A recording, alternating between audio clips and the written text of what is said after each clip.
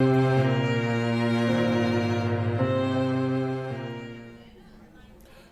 स्वराज अब इस दुनिया में हमारे साथ नहीं है और राजनीति के क्षेत्र में अगर उनके योगदान की बात करें तो शायद ये एक अनंत कथा बनती दिखाई देगी, और सिर्फ इसलिए क्योंकि सुषमा स्वराज का व्यक्तित्व कुछ इस तरह का था। जिस तरह से उन्होंने अपने आप को एक पार्लियामेंटेरियन के तौर पर प्रस्तुत किया, एक युवा नेता के तौर पर जब उन्होंने राजनीति में प्रवेश किया था और सबसे पहले 25 साल की उम्र में देवीलाल की सरकार में मंत्री बनी थी हरियाणा में, यही एक बहुत बड़ा परिवर्तन था, क्योंकि वो एक दौर और जमाना था जब महिलाएं बड़े पैमाने पर राजनीति में आगे नहीं आया करती थी। बिल्कुल। और अजय जी, जिस तरह से आज यहाँ पर हम देख रहे हैं सुषमा जी का पार्थिव शरीर अंतिम दर्शनों के लिए रखा गया है बीजेपी मुख्यालय में, और कार्यकर्ताओं की जो भीड़ उमड़ रही है, शायद उसके पीछे एक बड़ी वजह यह भी है कि जिस आत्मीयता के साथ वो एक पब्लिक कनेक्ट बनाती थी, लोगों से मिलती थी, और कहा जाता है उनकी याददाश्त इतनी बेहतरीन हुआ करती थी कि वो कार्यकर्ताओं का नाम, उनके परिवार के बारे में भी जानकारी जो है उन्हें याद रहती थी। तो उनकी आत्मीयता ही थी कि आज जैसे ही कार्यकर्ताओं को इसकी खबर मिली, तमाम कार्यकर्ता जो हैं दूर दराज से आ रहे हैं उनके अंतिम दर्शन के लिए। और यहाँ पर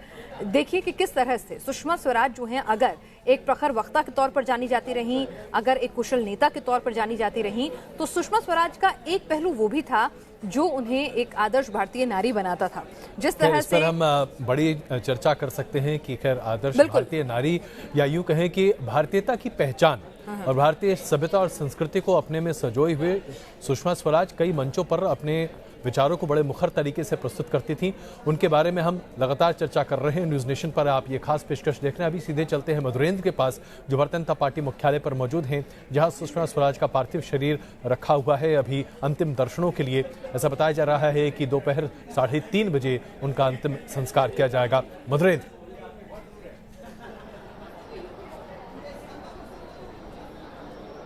जी हाँ, बिल्कुल। जैसा कि भीतर का दृश्य दिखा पा रहे हैं हम कि वहाँ पर भारी हुजूम है कार्यकर्ताओं का, और जो बड़े नेता हैं बीजेपी के वो भी लगातार आ रहे हैं। तो वहीं प्रांगण का दृश्य मैं दिखा रहा हूँ, भीतर का ये दृश्य है। यहाँ पर देखिए कि कितनी लंबी कतार लगी है और लोग अपनी बारी का इंतजार कर रहे हैं कि भीतर उस मल्टीपर्पज़ हॉल में दाखिल हो जहाँ उनका पार्थिव शरीर रखा गया है और अंतिम दर्शन करें। लगातार नारे लग रहे हैं, सुषमा स्वराज अमर रहें, सुषमा दीदी अमर रहें, और इस तरह के नारों के साथ मैं आपको बताऊं कि यहाँ पर हजारों की संख्या में जो कार्यकर्ता मौजूद है, दिल्ली के हर कोने से आया हुआ जो आम आदमी मौजूद है, उसके दिल में सुषमा स्वराज को लेकर एक पूरे भावनाओं का अंबार है, जो कि लगातार वो साझा भी कर रहा है हमारे साथ। और हम ये दिखा रहे हैं कि किस तरह से जो यहाँ पर भीड़ है वो दरअसल सिर्फ अपने अंदर एक ऐसे नेता की विदाई करने नहीं आया जिसकी औपचारिकताएं हम देखते हैं कि कई बार पूरी की जाती हैं, बल्कि वो भारी मन से आया है, एक आत्मीयता के साथ आया है, एक गहरे लगाव के साथ आया है, और अपने नेता के बिछुड़ने के गम को अपने दिल में सहेजे हुए आया है। और यही वजह है कि भीतर देख रहे हैं हम कि जो फूल और माला अर्पण करते वक्त किस तरह से आंखों से आंसू छलकते हुए नजर आ रहे हैं, किस तरह से हर गमगीन व्यक्ति यहाँ पर जो है वो अपनी भावनाओं को संभालने की कोशिश कर रहा है। क्योंकि जब कोई नेता इस स्ट्रेचर का जो इतना लोकप्रिय हो, इतना जनप्रिय हो, इतना सुलभ हो, जो आम आदमी के दिल में अपनी अमिट छाप को छोड़ कर गया हो, उसके लिए कुछ इसी तरह की भावनाएं उमड़ती हैं। हमने यहाँ देखा हम जिस तरह का जनसैलाब देख रहे हैं, हम देख रहे थे कि लालकृष्ण आडवाणी जो हैं वो भावुक हो गए, प्रधानमंत्री नरेंद्र मोदी जो हैं वो अपनी आंसू नहीं रोक पाए, और जिस तरह से दूसरी पार्टियों के नेता भी अपने किस्से, अपनी जो तमाम अनुभव है सुषमा स्वराज के साथ वो साझा कर रहे थे, तो बताता है कि उनका कद किस तरह से